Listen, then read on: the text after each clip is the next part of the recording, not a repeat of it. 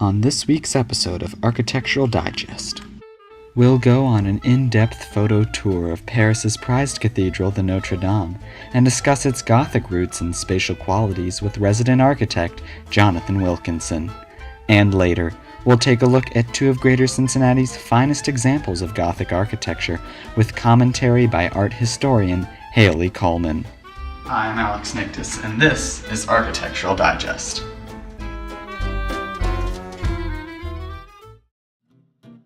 The Cathedral de Notre Dame de Paris. It's one of Paris's most elaborate and world-renowned architectural marvels, as well as an icon for Gothic design.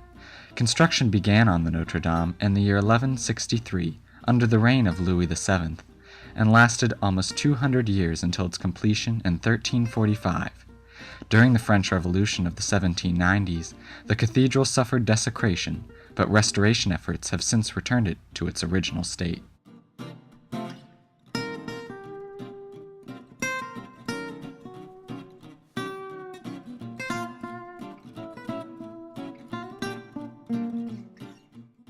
The facade of the cathedral faces west and measures about 226 feet wide, while the sides of the building are nearly 420 feet in length. The two towers of Notre Dame reach 226 feet into the air, and the highest peak on the cathedral, the spire, is close to 300 feet tall.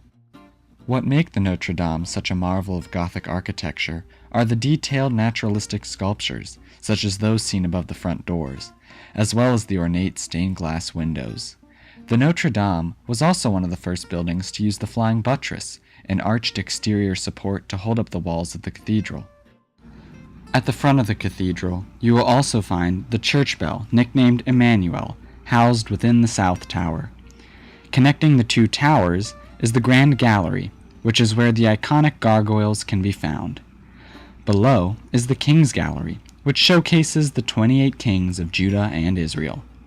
Many of these statues were destroyed during the French Revolution, but they have since been carefully restored.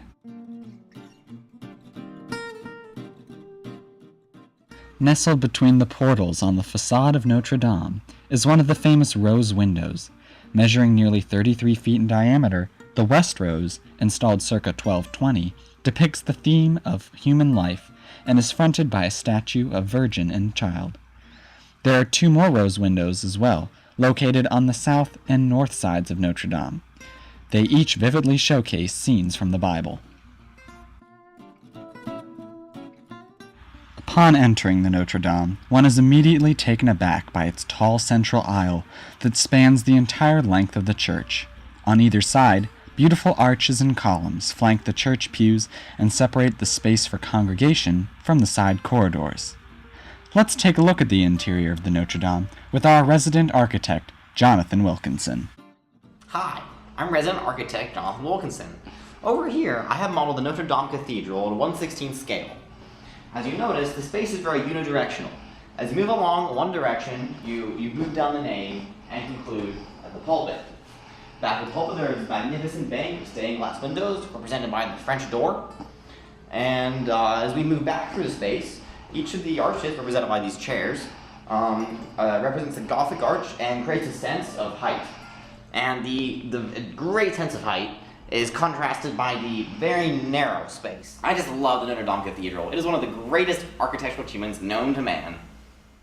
Overall, the Cathedral Notre Dame de Paris can certainly be considered one of the greatest Gothic-style buildings known to mankind. Its fascinating features have become the inspiration for many other buildings around the world.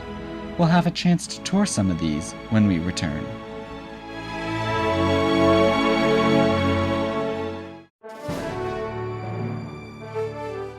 Famous cities like Paris, France are not the only places where stunning examples of Gothic architecture can be found. Let's take a look at a more local structure, St. Mary's Cathedral Basilica of the Assumption, located in Covington, Kentucky. The cathedral is a stunning example of more recent architecture, still following in the Gothic traditions. Our very own art historian Haley Coleman will now join us with some information about the Cathedral Basilica of the Assumption.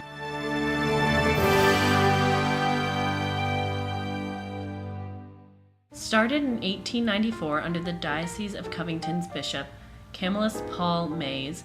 The exterior of the building is inspired by the Notre Dame Cathedral in Paris. The project was terminated in 1915 and remains incomplete to this day. It is classified as a minor basilica due to its significance as the center of worship as well as its dignity and historical importance. It is one of only 35 minor basilicas within the United States. It was given this standing by Pope Pius XII in December of 1953. Historically, a cathedral is the center of religious life for the community it resides in, and St. Mary's is no exception. Started as the first Catholic church in Covington, the original church was quickly replaced by the existing cathedral in a close-by space in order to accommodate the growing Catholic population in Covington.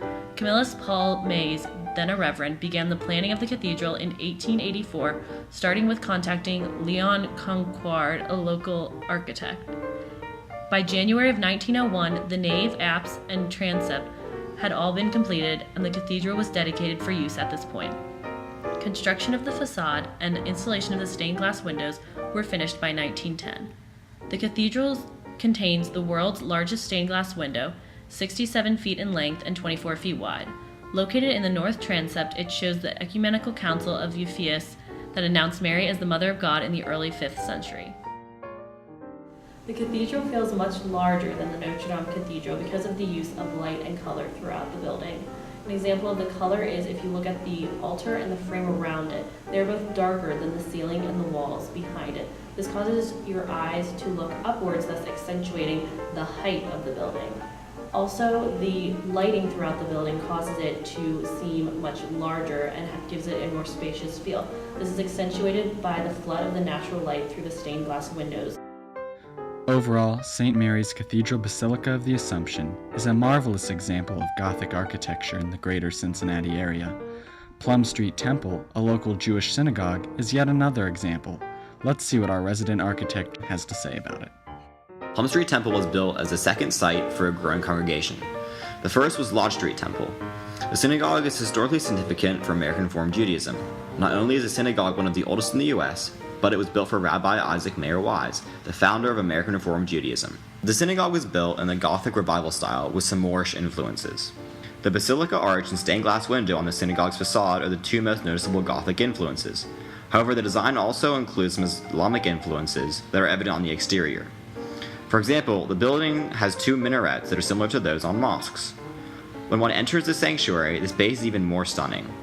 The building's verticality and ornate decoration is most impressive. This is truly one of the greatest buildings in Cincinnati. That about does it here for us at Architectural Digest. Thanks for watching, and we'll see you next time.